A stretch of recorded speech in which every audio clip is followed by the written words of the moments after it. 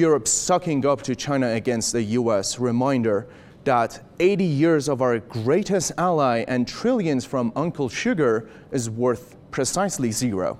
So someone told you the US can do without China? China is the core of global logistics, supply chains. The US doesn't even rank a trade war as bad for the United States of America. Those who think otherwise are delusional, and they are hurting the US.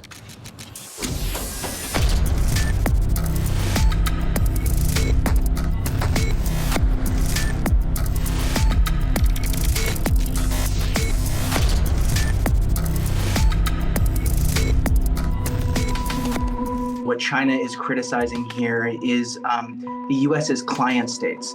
You have a lot of countries in the EU, but also smaller economies that can't really stand up for themselves, that basically go along with whatever the United States does, even if it's against their own best interest. Chinese commerce being on the market is good for not only the Chinese economy and Chinese interests, but good for the global economy and for the US economy, frankly. The fact of the matter is that the United States infrastructure is crumbling. Our roads are falling apart. They're de-paving roads in 26 states in this country, and our electrical infrastructure simply cannot handle being able to manufacture goods. I'm an American patriot. I think that it would be wonderful if we could somehow bring back manufacturing in this country, but punitively trying to punish countries like China for having manufacturing when we are simply not capable of doing so is not the right way. And it hurts American citizens, it hurts the bottom line of small business owners, and it hurts consumers.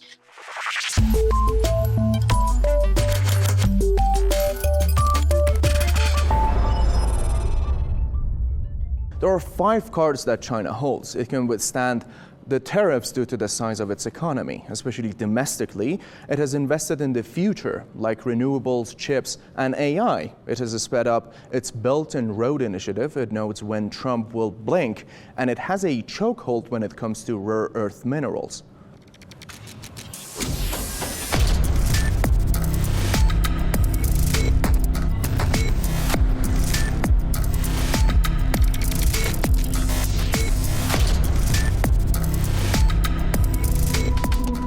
Many of these countries don't have their own center of gravity politically.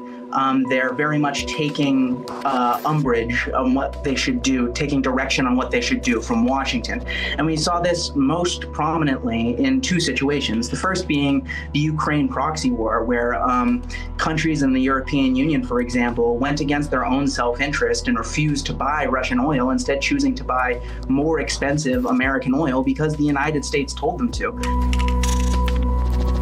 I think China is a slightly different situation, because what's really going on here is that they're going along to get along, and they kind of want to do what's best for business. And Trump seems to be stuck in the 1990s. He seems to be under the impression that the United States is still capable of driving other countries off of the market by threatening them with sanctions and tariffs and pulling the rug out from under them economically. And the fact of the matter is that that is not true anymore. There is a huge emerging BRICS economy that is really the future.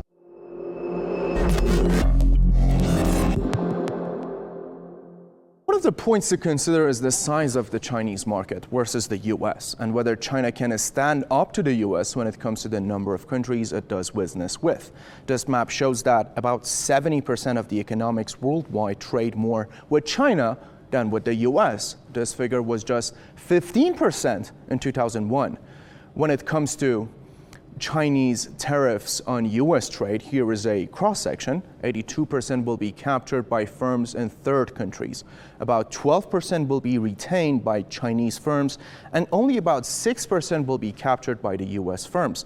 When it comes to US tariffs on China's trade, about 85% will be captured by firms in other countries. US firms will retain less than 10%, while Chinese firms will capture only about 5% across different sectors, from machinery to precision instruments.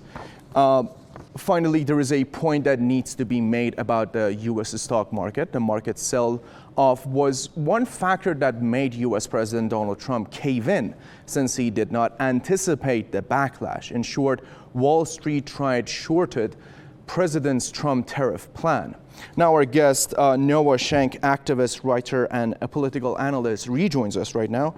Mr. Schenk, my question, very simple. Why has the dollar strength reduced? Do you think it's because of the Trump's tariff policy? Well, beginning with the 2008 financial crisis, what we really began to see in this country was that the Federal Reserve began to start printing money. Because the United States saw itself as the world reserve currency, we had the idea that because the market had been flooded with too many commodities and things were getting too expensive, people were losing houses because there were too many houses, the idea was to print money to try and keep the economy afloat. The problem with that is that when there are shocks to the market that drive commodities like oil off the market, like, for example, the Ukraine proxy war, what you have is what's called a crisis of stagflation. And we saw this historically in the 1970s during the Iranian Revolution, towards the end of the Carter administration, et cetera, where not only do you have economic stagnation, but you also have dramatic inflation in the United States.